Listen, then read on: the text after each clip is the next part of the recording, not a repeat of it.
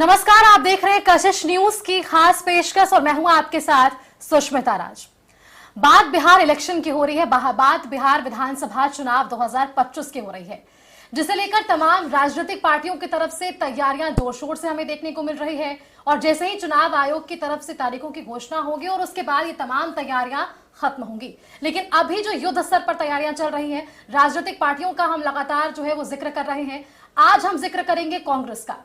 कांग्रेस की क्या कुछ तैयारियां हैं बिहार विधानसभा चुनाव 2025 को लेकर, पहले किस तरह से तमाम कार्यकाल रहे और अब के कार्यकाल में कितना अंतर होने वाला है, क्या सत्ता की वापसी होगी।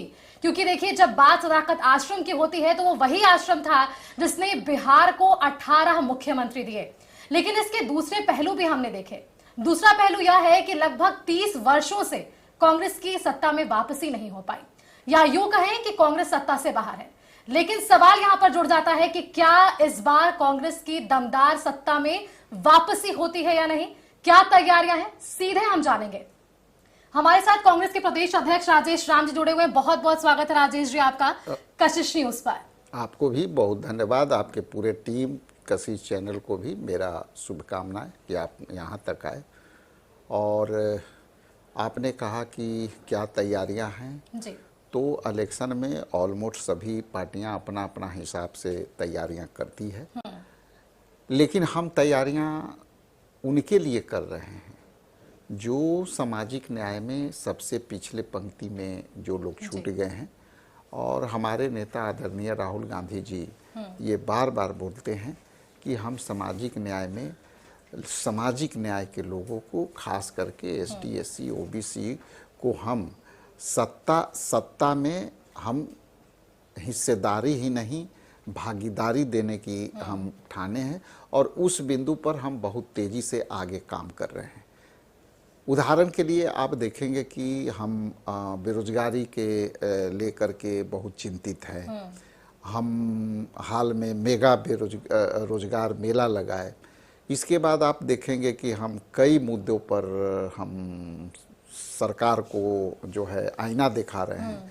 जो सरकार नौकरी पर, पलायन पर, एसआईआर पर चुप है, उसको हम जनहित के मुद्दे पर जनता के लिए हम सारी बातें उठा रही हैं। तो हमारी तैयारियां, पॉलिटिकल पार्टी हैं तो तैयारियां रहेगी, लेकिन हम निष्पक्षता से भी आगे बढ़ना चाह रहे हैं और जनता के हित के जो मुद्दे हैं उसको भी लेकर के हम आगे बढ़ रहे हैं। चलिए राजेश राम जी, आपने जिक्र किया कि तैयारियां क्या कुछ है। एक सवाल सबसे पहला मेरा आपसे होगा, मार्च 2025 में आपको एक जिम्मेदारी मिलती है बतौर प्रदेश अध्यक्ष बिहार के लिए। 4 महीने का ये अभी का कार्यकाल आपका रहा है, क्या कुछ बदलाव आप देख पाएंगे? क्योंकि एक बड़ी जिम्मेदारी है, चुनावी वर्ष है, इसी साल चुनाव होने हैं और चुनाव से ठीक पहले आपको एक बड़ी जिम्मेदारी सौंपना, कैसी, कितनी बड़ी जिम्मेदारी देखते हैं और कैसा कार्यकाल आपका अब तक का? देखिए, हमने आते ही पहले तो संगठन को चुस्त दुरुस्त करने का काम किया। जिला अध्यक्षों को हमने जो है नए सिरे से उसको रिवाइवल किया। हमारे राहुल गांधी जी बार बार बोलते हैं कि हम जिला को भी मजबूत करना चाहता है, तो उस कड़ी में हमने माई बहन मान योजना को अभी लागू किया। वो पूरे ज़मीन स्तर पर चल रहा है। अभी हम आप देखे होंगे कि मेगा रोजगार मेला हम लोग लगाए। इसके बाद हर घर झंडे कार्यक्रम से लोगों को जोड़ा। इसके अतिरिक्त जो यहाँ पे जो गुंडा राज कायम हुआ है, उस मुद्दे को लेकर के लोगों से हमने जो है अप्रोच किया। और जिस तरह से हमारे राहुल गांधी जी ने जो सामाजिक न्याय की बातें कही है, तो हम आने वाला समय में सामाजिक न्याय के लोगों के साथ हम काम कर रहे हैं।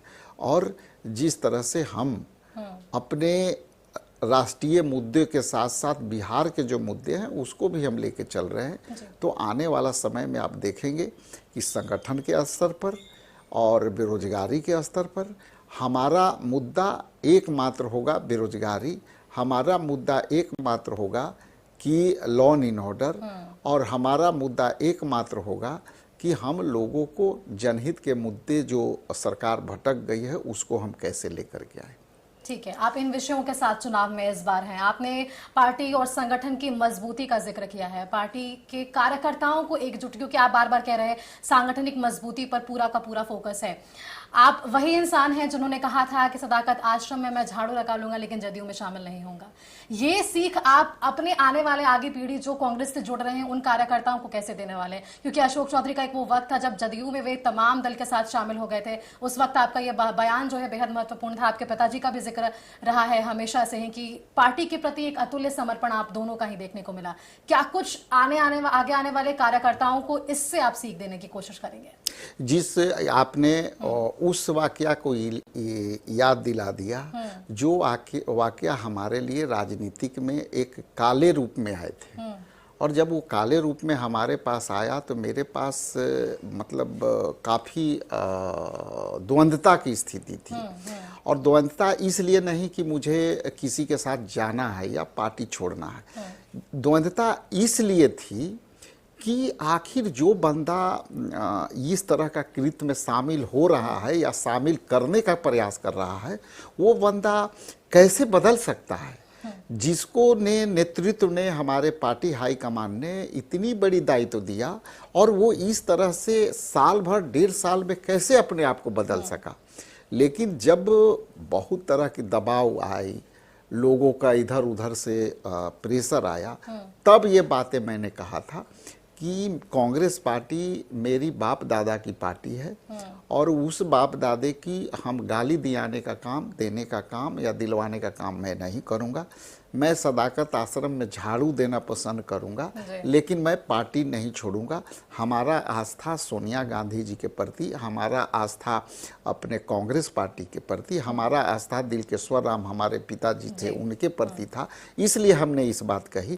और आज भी मैं कहता हूं कि मुझे उन बातों से कोई फर्क नहीं पड़ता कि कौन क्या करता है। मुझे इस बात से फर्क पड़ता है कि हम कांग्रेस के लिए क्या कर सकते हैं और कांग्रेस को हम कैसे खड़ा कर सकते हैं। हमारे लिए ये महत्वपूर्ण है कि हम कांग्रेस को कैसे खड़ा करें, कांग्रेस को कैसे मान मर्यादा के साथ वापस आए, ये मेरा अगला सवाल भी आपसे इसी से जुड़ा है। सत्ता में वापसी की क्या कुछ रणनीति बन रही है?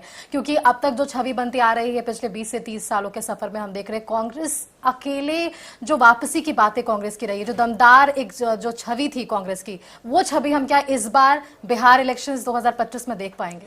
देखिए, कांग्रेस की जो छवि है, कल भी वही छवि था, आज भी यही छवि है। लेकिन आपके कैमरे के सामने आपके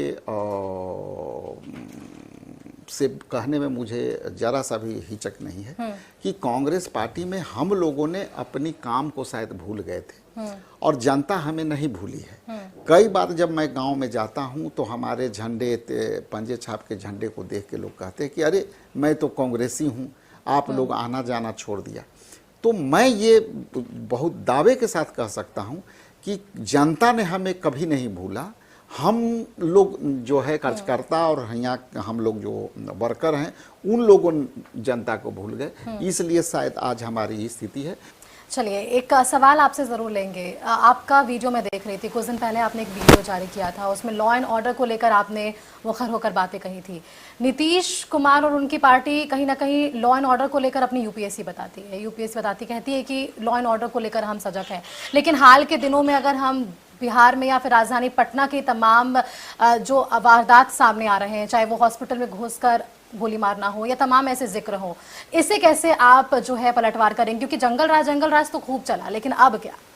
देखिए, ये जो परसेप्शन है, 3 चीज देखिए कि आखिर विगत 1 जुलाई से आज तक लगभग 56 घटनाएं जघन्य से जघन्य हुई हैं, बड़ी आपराधिक घटना घटी है। और ये जब बड़ी आपराधिक घटना घटी है, कल के आप देखेंगे कि जानीपुर थाना क्षेत्र में नगवा गांव में ये पूरे परिवार के एक बच्चा को घर में घुस के जला दिया। उसको अब तक पुलिस जो है प्रोटेक्ट करने में विफल रही। इसके बाद कल एक दलित बच्ची के साथ घर में जो है वो पुलिस घुस करके जिस तरह से कपड़े फाड़े, वो जो है रिया पासवान को। इसके अतिरिक्त आप कुढ़नी में जो घटना घटी, जो इलाज के बगैर जो रेप की घटना हुई, जघन्य हुई, उसके बाद यहाँ सरकार इलाज करने में एक अदद उसको बेड नहीं दे पाई, एक अदद उसको आईसीयू नहीं दे पाई, एक अदद उसको स्पेशलिस्ट डॉक्टर नहीं दे पाई, और वो बच्ची पीएमसीएच में दम तोड़ी।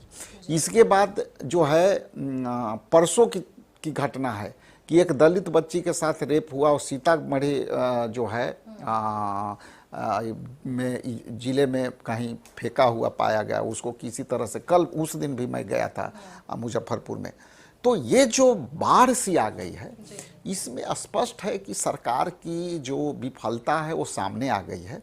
और चूंकि हम चिंता करते हैं हमारे माननीय मुख्यमंत्री का कि वो अस्वस्थ हैं, लेकिन उसकी अस्वस्थता की लाभ उठाकर बीजेपी उनको जो है डिरेल कर दे रही है और उनको हमेशा सत्ता से बेदखल करना चाहती है, उनको स्वास्थ्य के लेकर के।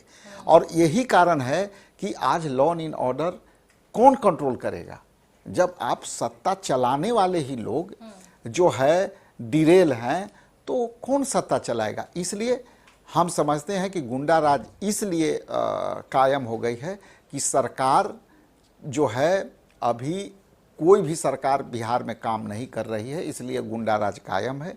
और बेरोजगारी पर जिस तरह से मुद्दे आए हैं, जिस तरह से आपका ये कुढ़नी के घटना के बाद बैकफुट पर आई है, जिस तरह से आपका सदन के अंदर इन लोगों ने गाली गुप्ते किए हैं, तो इसका मतलब है कि सरकार का कुछ है। देखिए, जो सरकार यदि काम करती है तो वो कहेगी कि मैंने नौकरी इतना दिया, रोड इतना बनाया, पुल इतना बनाया, पुलिया इतना बनाया। इनका पुल तो चूहा कुतर दे रहा है, गिर जा रहा है। तो ये इसलिए सरकार विफल हो चुकी है, सरकार थक चुकी है, सरकार रिटायर हो चुकी है, और आने वाला समय में इंडिया गठबंधन बहुत तेजी से ग्रो कर रही है, और हम आने वाला समय में हम सरकार अपना बनाए। चलिए राजेश जी, आपने क्योंकि अब INDIA की बात की, यानी कि इंडिया गठबंधन की बात की है, तो इससे पहले भी राजेश राम जी से बातचीत हो रही थी, और ब्रेक पर जाने से पहले आपने जिक्र किया था अपने महागठबंधन का, यानी कि INDIA का। 2020 के चुनाव को एक बार देख लेते हैं। 70 सीटों पर आपने चुनाव लगा, जो चुनाव है आपने वो लड़ा, और 19 सीटें आपके खाते में आई।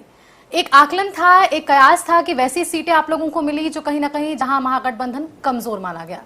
इस बार सीट शेयरिंग का क्या फॉर्मूला है? क्या कुछ ऐसी सीट जो खास सीट हो जिसके आपकी तरफ से मांग हो? देखिए, हम लोग 6 अलायंस पार्टनर हैं, और 6 हम लोग बहुत अच्छे तरीके से और एकदम मिलजुल करके आगे बढ़ रहे हैं। सीट शेयरिंग एक अपने आप में एक बहुत बड़ी चुनौती होती है, और ख़ास करके जब पार्टनर ज़्यादा हो। तो हम 6 पार्टनर हैं, लेकिन अब तक हम लोगों ने जो फार्मूला सेट किया है, और जो फार्मूला पर हम लोग बहुत तेज़ी से और बहुत संतुष्टि से और बहुत हेल्दी तरीके से हम लोग आगे बढ़े हैं। और आने वाला समय में जो ये सारे कयास हैं कि इतना सीट लड़े, इतना सीट हारे, वो मुद्दा नहीं है। मुद्दा ये है कि कई सीट पर हमारा ऐसा था उस 2020 में कि हम जीत करके भी हार गए। जैसे आप ले सकते हैं कि हम मुजफ्फरपुर में सकरा था, जो शुरू में घोषणा हो गई कि ये विजयी हो गए कैंडिडेट, और बाद में जो है लगभग 700-800 से हार गए। तो ऐसे ऐसे हम जो है कई जगह हमारे सीट ऐसे थे, कई हमारे पार्टनर के सीट थे जिस पे हम मतलब एक जगह तो 4-5 वोट से हराए गए हैं। तो हम लोग को जीता हुआ तो सीट इस बार वैसी नौबत ना आए, इसके लिए क्या सर? देखिए, इसका नहीं और नौबत आएगी ये कहा नहीं जा सकता है, क्योंकि ये जो एनडीए सरकार जो है, ये वोट चुराने वाली सरकार है। आप बनते बनते सरकार बिगड़ जाती है। तो ये लोग केवल जीत भी जाइएगा तो तोड़ मोड़ के सरकार बना देंगे। और ये मतलब इशारा आपका मैं कहाँ समझूं, किस तरफ समझूं? पलटी कई बार मारते हैं लोग, देखते हैं कई बार पलटी। महाराष्ट्र में भी आप देख लीजिए, पिछले वाला बिहार तो सर बड़ा उदाहरण रहा है इस बारे में। और बिहार तो मतलब रात में कुछ था, दिन में कुछ हो गए। कई मंत्री लोग दिल्ली गए, यहाँ दिल्ली में चढ़े तो मंत्री थे और वहाँ उतरे तो एक्स मिनिस्टर हो गए। तो ये मुद्दे हैं। देखिए, मुद्दा ये है, जीत हार का फैसला जनता करती है, और ये लोकतंत्र में चाहे किसी भी विषय में जो जीता वही सिकंदर, ठीक है। लेकिन ये जनता का मत है। लेकिन ये जरूर है कि जो बार बार ये बातें आती है कि 70 सीट मैंने लिया और उसमें आपका इतना आया, मुद्दा वो नहीं है। उसमें 70 सीट में आपने देखिए कि हम कितनी थिकनेस से हारे हैं और मिनिमम जगह कम मात्रा पर हारे हैं, और कई जगह हम सब सीधे प्रतिद्वंदी हैं। तो हमारा स्ट्राइक रेट और दूसरे के स्ट्राइक रेट मीडिया लगा सकती है, लेकिन हमारे पार्टनर भी हम समझते हैं उनके प्रॉब्लम, और हमारा प्रॉब्लम वो भी समझते हैं। जब हम बैठते हैं तो इन मुद्दों पर भी बात होती है। जहाँ तक सीट शेयरिंग की बात है तो हम लोग एकदम समझ के बूझ के समझदारी से आगे बढ़ रहे हैं। कोई मांग नहीं आपकी? सब लोग मिलकर के अपना मांग, देखिए गठबंधन में है तो मांग, गठबंधन में हम लोग 6 पार्टनर हैं तो 6 तो मांगेंगे गठबंधन में ना, तो मांग मेरा भी है। अच्छा, पड़ोसी राज्यों के राजनीतिक पार्टियों को कैसे देखते हैं? क्योंकि अगर झारखंड राज्य की ही बात कर ले तो वहां पे भी हमने पिछले साल इलेक्शन देखा और वहां पर भी हमने देखा कि कांग्रेस और जेएमएम के बीच सीटों को लेकर जो भी बातचीत आमने सामने आई थी, जेएमएम बड़े भाई छोटे भाई की भूमिका वाली बातें झारखंड राज्य में तो होती है, क्या जेएमएम को वो भूमिका बिहार में मिलने वाली है जो कांग्रेस को वहां मिली थी, या वो राजनीतिक पार्टी और वो एक क्षेत्रीय पार्टी बस? नहीं, देखिए ऐसा है कि वो भी हमारे इंडिया गठबंधन के पार्टनर हैं। उनकी इच्छा क्या है वो अपना इच्छा बताएंगे तो उस पर बात किया जा सकता है। और हमारे भी वो मजबूत अलायंस पार्टनर हैं, पड़ोसी राज्य झारखंड है, तो उनकी इच्छा आएगी तो उस पर इंडिया गठबंधन में हम लोग बिहार में कुछ विमर्श करेंगे। ठीक है, विचार विमर्श उधर भी होगा जरूर। एसआईआर के मुद्दे पर एक सवाल ले लेते हैं। एसआईआर को कैसे देख रहे हैं? सीधा सवाल, क्योंकि इस सवाल से जुड़े कई बार विरोध और समर्थन भी हमने देख लिया, लेकिन दिक्कत क्या है एसआईआर से? क्योंकि अच्छा है ना, जो ऐसे मतदाता हैं जो फिलहाल यहाँ पर उपलब्ध नहीं है, जिनकी मृत्यु हो चुकी है, जिनका नाम 2-2 बार चढ़ चुका है, तो ऐसे लोगों को हटा देना ही तो सही होगा। देखिए, पहला आपत्ति तो ये है कि आपने आधार के क्यों नहीं लिया। हाँ, ठीक है। आपने राशन कार्ड को क्यों नहीं लिया। आपने अपना ही बनाया हुआ अधिकृत वोटर आईडी कार्ड को आपने क्यों अमान्य किया। तो ये जो चीज आपने सर्टिफाई किया है उसको भी आप अमान्य कर रहे हैं। चूंकि वोटर तो अपने कोई बनाता नहीं है, वोटर कार्ड तो बनाता है इलेक्शन कमीशन। तो ये यदि इस तरह की आप बात आज जांच रहे हैं तो सारा रिस्पॉन्सिबिलिटी तो आपकी है और गृह मंत्रालय का है। तो ये पहले क्यों नहीं सुधार हुआ? तो पहला आपत्ति हम लोगों का ये है कि आप आधार को इसलिए नहीं मान रहे हैं कि अपने आप में वो बड़ा जो है यूनिक आइडेंटिटी है। तो जब यूनिक आइडेंटिटी होगा तो जैसे ही आप आधार से लिंक करेंगे तो ऑटोमेटिकली कई जगह जुड़ा है वो दिखेगा आपको। आप आर्थिक चीज में, बैंक में, सारे में आप लेते हो आधार, और इसमें क्यों नहीं मान रहे हो? तीसरी जो सबसे अहम बात है कि आप प्रमाण लेने के लिए आप 24 दिन और 25 दिन बहुत अपर्याप्त है। आप ये काम 2024 से जो लोकसभा चुनाव आपने कराया उसी पर, और आपने 6 जनवरी 2025 को आपने एक अधिसूचना जारी किया इलेक्शन कमीशन ने कि हम इनकी सूची जो है हम फाइनल प्रिंट कर रहे हैं और इसको अधिसूचित कर दिया। और उसके बाद आप अधिसूचना जारी कर रहे हैं कि हम गहन पुनरीक्षण वोटर करेंगे। तो आप बाहर रहते हैं, अंदर रहते हैं, कोई बाहर दिहाड़ी करने जाता है तो उसको तो समय 25 दिन में कैसे मिलेगा? उसको ट्रेन से आने में समय लगेगा, उसको आने जाने में है, उसको सूचना कौन देगा? उतना पढ़ा लिखा है नहीं। अब 12-12 घंटा जो लोग सुबह घुसता है 7 बजे फैक्ट्रियां में, 7 बजे रात को लौटता है, उसको कौन करेगा? तो ना चाहते हुए भी उसकी नाम कटेगी। आपत्ति इस बात से है। आपत्ति तो है, लेकिन परिणाम के लिए तैयार है क्या? इसका परिणाम सफल रहेगा, असफल रहेगा चुनाव में? देखिए, हम लोग इंडिया गठबंधन के तमाम पार्टनर, हम लोग अपने जनता पर पूरा भरोसा है, और जनता भी उब चुकी है इस सरकार से, गुंडा राज से उब चुकी है, और लोग ये बात समझ गए हैं कि इस बार किसी भी हालत में बीजेपी नीतीश कुमार जी को आने नहीं दे रही है। चूंकि गृह मंत्री ने अधिकृत तौर पर ऑन द कैमरा इंटरव्यू में उन्होंने जब पूछा गया कि क्या आप नीतीश कुमार जी के जो है चेहरे पर चुनाव लड़ेंगे या मुख्यमंत्री बनाएंगे, तो उन्होंने 2 लाइन में अपनी उत्तर खत्म की कि चुनाव लड़ेंगे उनके साथ, लेकिन निर्णय लेंगे इलेक्शन बाद। तो तब जब ये बातें आ गई तो ये श्योर है कि उनको केवल उनकी वोट बैंक पर। ठीक है, ये तो एनडीए की बात रही। आईएनडीआईए के लिए चेहरा कौन है? इधर तो तैयारी चल रही होगी, इधर तो अंदर बातचीत चल ही रही होगी, आप वो बता दीजिए हमारे दर्शकों को। एक्सक्लूसिव बातचीत है तो थोड़ा एक्सक्लूसिव खुलासा भी हो जाए। देखिए, हमारे इंडिया गठबंधन में हम लोग सारे मामले तय हैं। समय पर आपको इंतजार करना पड़ेगा, लेकिन अभी एनडीए में यदि वो पता खोल देगा तो हम लोग भी अपना पता खोल देंगे। एनडीए में आप जान रहे हैं, क्योंकि अभी मंत्री का बयान आया तो आप कह रहे हैं कि उधर अभी पत्ता नहीं खुला है, तो आपने भी अपना पत्ता संभाल कर रखा है। चलिए, राहुल गांधी आ रहे हैं, उससे जुड़ा एक सवाल ले लेते हैं। देखिए, चुनाव जैसे ही नजदीक आता है दिग्गज चेहरे उतर जाते हैं। अब रैली होने वाली है, पदयात्रा होने वाली है, राहुल गांधी का यहाँ आगमन और रोहतास उन्होंने चुना, कारण और इसके परिणाम क्या कुछ? क्योंकि एक बड़े कार्यकर्ता और एक बड़ा चेहरा जब पार्टी का आए तो कार्यकर्ताओं में एक जोश और उत्साह तो भर ही जाता है। देखिए, बाबू जगजीवन राम जी का धरती रहा है सासाराम, और हम लोग का उतना बड़ा दलित का चेहरा कम थे। दूसरा है कि ऐतिहासिक जगह है। तीसरा है कि हम लोग वहाँ पे पहले भी जो कई काम ऐसे किए हैं जो होगा, तो इसको सीधे तौर से सासाराम इसलिए हो रहा है कि बाबू जगजीवन बाबू का धरती रहा है, और उस धरती से यदि शुरुआत होता है तो हम समझते हैं कि आने वाला समय में हमारा यात्रा सफल होगा। चलिए, एक उम्मीद है।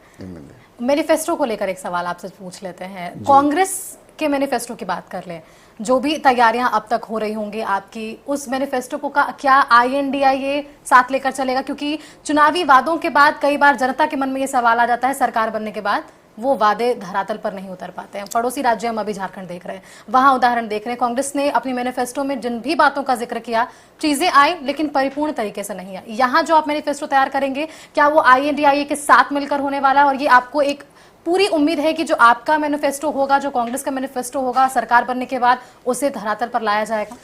इंडिया गठबंधन जो बिहार में है, हमारा कोऑर्डिनेशन कमेटी पूरे ताकत से काम कर रही है। मैनिफेस्टो कमेटी में 6 दल के एक्सपर्ट काम कर रहे हैं। कई जिलों में जा करके, गांवों में, कस्बों में जा करके उन लोगों ने रिसर्च किया है और उप मैनिफेस्टो। तो इसमें जरा सा भी शंका नहीं होनी चाहिए कि हमारा जो मैनिफेस्टो होगा कोई अलग होगा। हमारा मैनिफेस्टो सबका मैनिफेस्टो होगा, मिलकर बना रहे हैं। सबका मैनिफेस्टो। मंत्रालय तो नहीं ना सब मिलकर बना सकते हैं। अब इस पर भी एक सवाल पूछ लेते हैं। सरकार बन गई, कौन सा मंत्रालय चाहेंगे? क्योंकि कई मंत्रालयों को लेकर भी यहाँ पर असमंजस की स्थिति रहती है।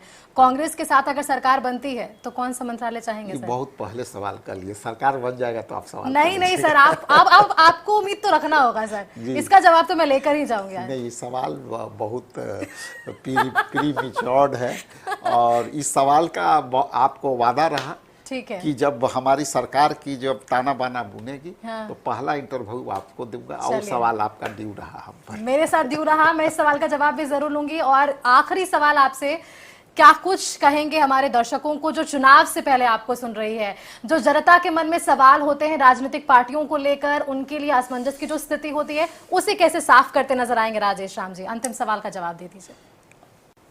नमस्कार सभी जनता को, और मैं आपसे बस इतना ही निवेदन करता हूं कि आप सच्चाई पर वोट करें। आप किसी भेदभाव पर जो है आप ना जाए, निष्पक्षता से आप निर्णय लें, इंटेलेक्चुअल निर्णय लें। चूंकि एक बार आप वोट देंगे तो 5 साल के लिए होगा, यदि सही होगा तो 5 साल सही होगा, और गलत होगा तो 5 साल गलत होगा। इसलिए निवेदन है कि कई बार ऐसे भ्रामक आपके पास संदेशें आते हैं जो न जनहित में है, न जनता हित में है, न बिहार हित में है, और न देश हित में है। यही मैं जनता से कहना चाहता हूँ। चलिए, बहुत बहुत धन्यवाद राजेश राम जी आपका हमारे साथ जुड़ने के लिए और एक्सक्लूसिव बातचीत हमारे दर्शकों संग करने के लिए और अपना कीमती वक्त हमारे संग साझा करने के लिए। चलिए, जाते जाते इन्होंने एक वादा जरूर कर लिया है कि अगर सरकार बनती है तो इसी कशिश न्यूज पर हम पहला और इनका एक्सक्लूसिव इंटरव्यू करेंगे और उस वक्त मैं इनसे जरूर पूछूंगी, सर मंत्रालय कौन सा? अगर नहीं मेरी सरकार बनेगी। चलिए यहाँ पर एक उम्मीद इनकी है और जनता के प्रति इनका समर्पण, पार्टी के प्रति जो समर्पण अब तक हमने देखा है, एक विश्वास अब जनता के प्रति भी है। बहुत बहुत आभार सर आपका, बहुत बहुत धन्यवाद हमारे साथ जुड़ने के लिए। देखिए, कशिश न्यूज पर एक्सक्लूसिव बातचीत आपने सुनी कांग्रेस के प्रदेश अध्यक्ष राजेश राम जी के, जिन्होंने खुलकर बेबाकी तरीके से तमाम मुद्दों पर तमाम सवालों पर जवाब दिया हो, वो चाहे INDIA से जुड़ा हो या इनके मैनिफेस्टो से जुड़ा हो, पिछले साल के चुनावों से जुड़ा हो या आने वाले साल के साथ जुड़ा हो। बहुत बहुत धन्यवाद सर। Thank you. तो इसी के साथ आप देखते रहिए कशिश न्यूज पर एक्सक्लूसिव इंटरव्यूज लगातार। नमस्कार।